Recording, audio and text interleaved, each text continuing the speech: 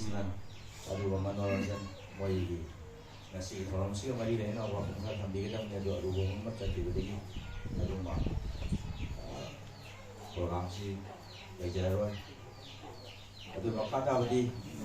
apni ngasi gi thamjari ba khana ne ngasi gi mari lena sana mai Laining Laison sigi mata ada pina jasna thambi ro matungda apoi yorong disunanda na meditation amadi yoga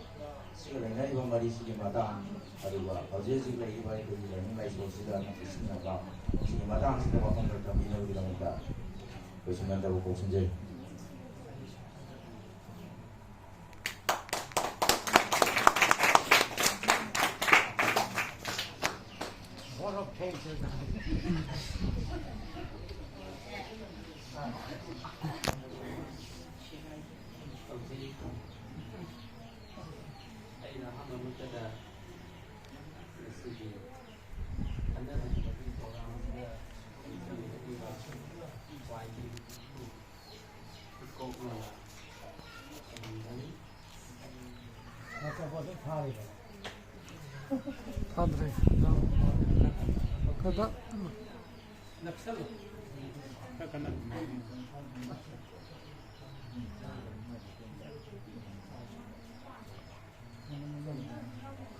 هذا كتبنا كتب ياخذ الله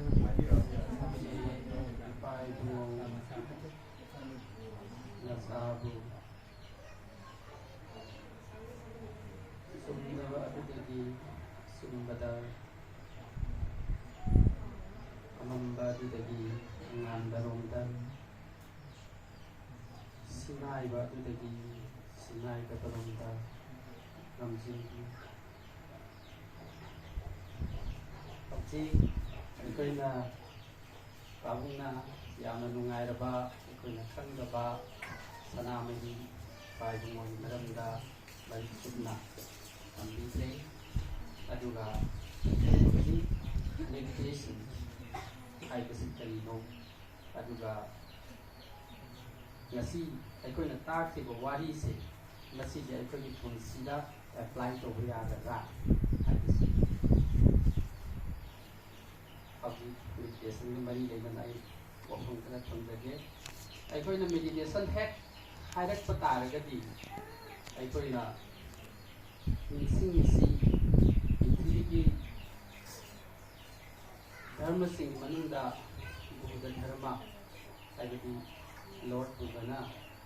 ꯃꯦꯗꯤꯇꯦꯁꯟꯒꯤ ꯃꯇꯥꯡꯗ ꯑꯁꯨꯛꯀꯤ ꯃꯇꯤꯛ ꯐꯖꯅ ꯑꯃꯁꯨꯡ ꯃꯦꯗꯤꯇꯦꯁꯟꯁꯨ ꯃꯥꯅ ꯁꯟꯗꯣꯛꯄꯤꯔꯝꯕꯁꯤ ꯁꯤꯒꯤ ꯃꯔꯨꯑꯣꯏꯕ ꯄꯥꯟꯗꯝꯁꯤ ꯀꯔꯤꯅꯣ ꯍꯥꯏꯔꯀꯥꯟꯗ ꯉꯁꯥꯏꯒꯤ ꯂꯣꯔꯗ ꯕꯨꯙꯅ ꯁꯟꯗꯣꯛꯄꯤꯔꯝꯕ ꯃꯦꯗꯤꯇꯦꯁꯟ ꯌꯥꯎꯕ ꯑꯩꯈꯣꯏꯒꯤ ꯂꯝꯕꯦꯟ ꯅꯤꯄꯥꯟꯈꯛ ꯂꯩ ꯍꯥꯏꯔꯤꯕ ꯂꯝꯕꯦꯟ ꯅꯤꯄꯥꯟꯁꯤꯡ ꯑꯁꯤꯕꯨ ꯐꯣꯂꯣ ꯇꯧꯖꯔꯤꯕ ꯑꯗꯨꯒ ꯃꯁꯤ ꯐꯣꯂꯣ ꯇꯧꯅꯕ ꯍꯥꯏꯗꯅ ꯃꯐꯝ ꯈꯨꯗꯤꯡꯗ ꯁꯟꯗꯣꯛꯆꯔꯤꯕ ꯑꯗꯨꯕꯨ ꯑꯩꯈꯣꯏꯅ ꯕꯨꯙ ꯙꯔꯃ ꯍꯥꯏꯅ ꯀꯧꯏ ꯑꯗꯨꯒ ꯍꯧꯖꯤꯛ ꯙꯔꯃ ꯍꯥꯏꯕꯁꯤ ꯀꯔꯤꯅꯣ ꯍꯥꯏꯕꯁꯤ ꯕꯨꯙꯒꯤ ꯃꯤꯠꯌꯦꯡꯗ ꯑꯩꯈꯣꯏ ꯑꯃꯇꯪ ꯌꯦꯡꯁꯤ ꯋꯥꯠ ꯏꯁ ꯙꯔꯃ ꯕꯨꯙ ꯙꯔꯃꯒꯤ ꯃꯔꯝꯗ ꯃꯥꯅ ꯍꯥꯏꯔꯤꯁꯦ ꯑꯍꯥꯟꯕꯗ ꯃꯥꯒꯤ ꯅꯣꯕꯜ ꯇ꯭ꯔꯨꯊ ꯃꯔꯤꯁꯤꯡ ꯂꯩ ꯐꯥꯔꯁꯁꯦ ꯀꯔꯤ ꯍꯥꯏꯒꯦꯗ ꯗ world is full of suffering ꯁꯤꯗꯤ ꯃꯥꯅ ꯍꯧꯖꯤꯛ ꯄꯤꯔꯤꯁꯦ ꯄ꯭ꯔꯤꯊꯤꯕꯤ ꯍꯥꯏꯕꯁꯦ ꯁꯪꯁꯥꯔ ꯍꯥꯏꯕꯁꯦ ꯑꯋꯥꯕꯅꯤ ꯃꯌꯥꯝ ꯌꯥꯅꯤꯡꯕ꯭ꯔꯥ ꯌꯥꯅꯤꯡꯕ꯭ꯔꯥ Life is full of suffering. Punsi habisisu awawana pik palle habisi yaningra. Amdan كذا فكيلا دم ada amdan amdan minati ko. Sini mana biti ba mag ahan ba novel truth haisi. Ani subada haisi masigi awa anase ko an bayaisi. Karena matamda mana lambel nipal kapi lambel nipal tugi aroiba adu bni meditation kanamana meditation haibiga chidi continuous flow of similar mental web haiba meditation haibagi arthadi ai pukningda ꯆꯞ ꯃꯥꯟꯅꯕ ꯋꯥꯈꯜ ꯄꯔꯤꯡ ꯑꯃꯈꯛ ꯂꯦꯞꯄ ꯅꯥꯏꯗꯅ ꯆꯠꯂꯤꯕ ꯋꯥꯈꯜꯒꯤ ꯄꯔꯤꯡ ꯑꯗꯨꯕꯨ ꯑꯩꯈꯣꯏꯅ ꯃꯦꯗꯤꯇꯦꯁꯟ ꯍꯥꯏꯅ ꯀꯧꯏ ꯑꯗꯨꯅ ꯍꯧꯖꯤꯛ ꯑꯩꯈꯣꯏ ꯕꯨꯙꯗ ꯍꯥꯏꯔꯝꯕꯁꯤ ꯃꯦꯗꯤꯇꯦꯁꯟꯒꯤ ꯀꯥꯟꯅꯕꯁꯤ ꯑꯃꯨꯛꯇꯪꯒ ꯑꯩꯈꯣꯏ ꯈꯪꯃꯤꯟꯅꯁꯤ ꯃꯦꯗꯤꯇꯦꯁꯟꯁꯤꯗ ꯃꯥꯅ ꯑꯁꯨꯝ ꯅꯤꯡꯊꯧ ꯑꯣꯏꯔꯝꯃꯦ ꯊꯥꯗꯣꯛꯑꯦ ꯅꯨꯡꯁꯤꯔꯕ ꯃꯆꯥ ꯊꯥꯗꯣꯛꯑꯦ ꯅꯨꯡꯁꯤꯔꯕ ꯅꯨꯄꯤ ꯊꯥꯗꯣꯛꯑꯦ ꯑꯗꯨ ꯄꯨꯝꯅꯃꯛ ꯊꯥꯗꯣꯛꯈ꯭ꯔꯒ ꯃꯥꯅ ꯁꯩꯅꯥꯁꯤ ꯑꯃ ꯑꯣꯏꯔꯛꯄ ꯃꯇꯝꯁꯤꯗ ꯃꯇꯝ ꯑꯗꯨꯒꯤ ꯁꯪꯁꯥꯔꯗ ꯂꯩꯕ ꯃꯤꯑꯣꯏꯁꯤꯡꯅ ꯀꯔꯤ ꯈꯟꯅꯔꯝꯒꯅꯤ ꯍꯥꯏꯕꯁꯤꯅꯤ ꯃꯇꯝꯗꯨꯗ ꯃꯉꯣꯟꯗ ꯍꯪꯉꯤꯁꯦ ꯀꯔꯦꯝꯅꯕꯣꯏ ꯀꯊꯥꯏꯅꯕꯣꯏ ꯃꯇꯝꯗꯨꯒꯤ ꯄꯩꯁꯥ ꯄꯥꯏꯕ ꯑꯗꯨꯗꯒꯤ ꯏꯅꯥꯛ ꯀꯩꯔꯥꯛ ꯈꯨꯟꯕꯁꯤꯡꯗ ꯍꯪꯉꯤꯁꯦ ꯍꯦ Buddha what have you gained from meditation nang meditation tawraga nang phangisibu karino nang nithau phumda thadoga nasasu aduga nang nupisu nang laibaksu thadoga nang meditation tawbi kana basi karino hangkanga budana kumme nothing I karim ta phangde but I have lost I mayam mangli si adidi nupadun hange karino nang mangalidi hangkanda anger asawbase meditation tawkan mang ani subada manaisi anxieties ongning langkatnaba sing asi mangli ahum subada mana haisi depression ongning wakal sonthaba masisu man mangli aduga fear of old age and death I say ahan oilpagi akiba amka phawidna koida sigene haibagi akiba masisu meditation tawra matamda loibo mang adi daily meditation asi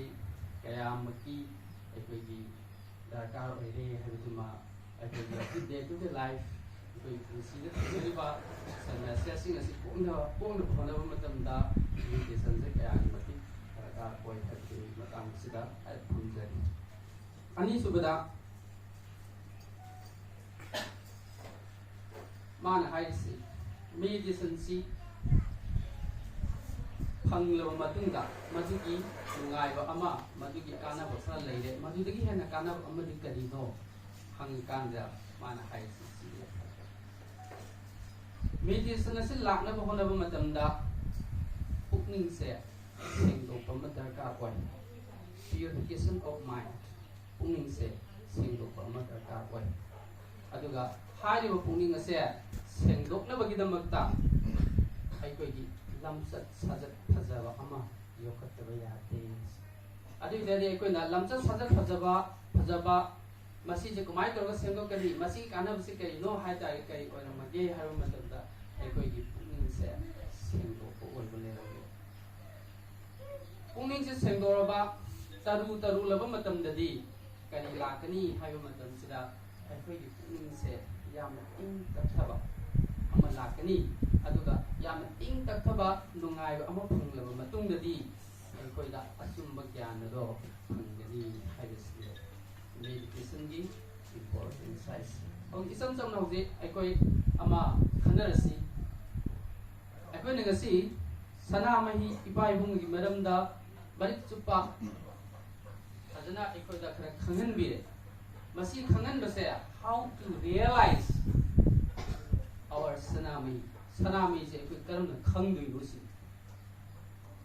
first aikoida haire kali tage da melo sangom sing ngawi mayam yare ko si aikoi sangom gi maramna knowledge kitak ama dilai rabra sangom ngawi habisi yanare ko yare ani subada scientific long da sangom si kari haige da milk is a perfect food sangom haida se kari no haigan mapung tharaba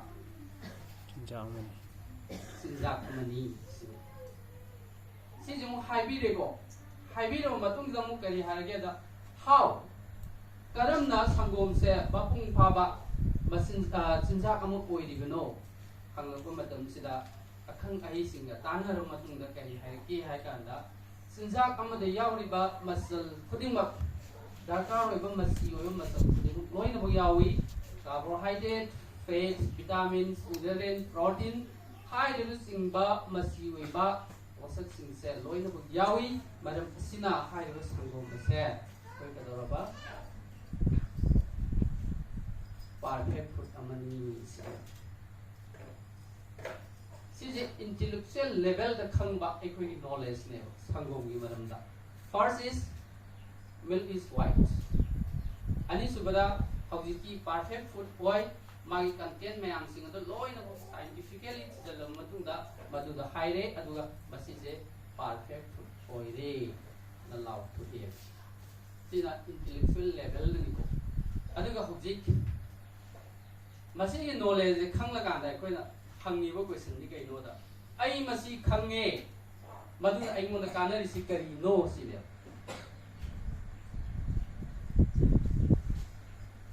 sangom ngawi perfect food oil masi we sinda loina u yawi maduga madu khanglaga ayon da kanari si kai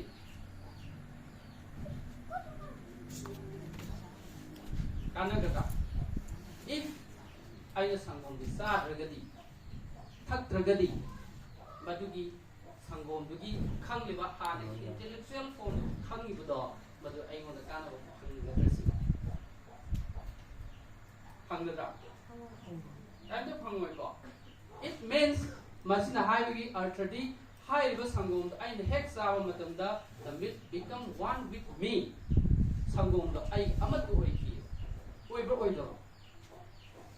I put the pie matamda there is difference between I and the sangom I the sangom ga marakta khena ba amal lay put the pie matamda but when I thakra matung da gidi I get Haksang Tongan but gassing the same Basava in the Ersi point the Lord of Pontograga. Sup, I amat with the Punki Masineva, a queen of the Yamata. Intellectually, I go Sanama Giman, the President Kangla Matunda, I go Sanama Gimataiba. Madam the high found as a high big dog, I get that I could put him up like Masani, high targety, lie over heaven say, I could find them there. I call it goal of life, destiny of man. I will say you know that life for example. But she said I can have not date of the Bible da Jesus Christ na magis sidam dagi unjo jawra laba matam da ma sigani khangla laba matam da ma na magis ke fok sida haiwa dumi supuna level lama da saminare matam da magis ke fok sida hai kari haiega my Sibokula. Take this bread, it is my flesh. Take this bowl, it is my blood. Man haisi. Sila lagi betul se nak kuisau ni. Malam di masih aigi. Sadong ni. Masih di tempat yang insan se nak kuitau ni masih aigi. What does it mean? Masih nak haisi kau inoda. I juga Hadung duga mana sarbadi sebong sing duna sarbadi mahapoi de e hai noi so ai gum no poyu hai aduga Jesus Christ for heart ki mo noi madam su I and my father are one ai amasung ai ipase amatani hai no gi dong tani heart is so sini ai ko da zik meditation sina karam haina pura ino hai kan da yeng si Ngasai ko din sing ba habang kaglay. Ko I did not propose kari no si. I know di sai de may makaglay si may dugi manat ai sansan bata gadi may dugi may sa ay na khar dui how ka da follow ita how ka may sa ay na khar susalatra susalay ko asmay daw dana ningsing ba hayo si ay ko I didn't know ko sa kamane ay isora ningsing ba hayo sa I pukning duga isod asumati mixing naksin na iba naksan na raw matung dali son naksan na raw matung dali nga sai pabung na hajab habi giba hoy amana magi laiba amada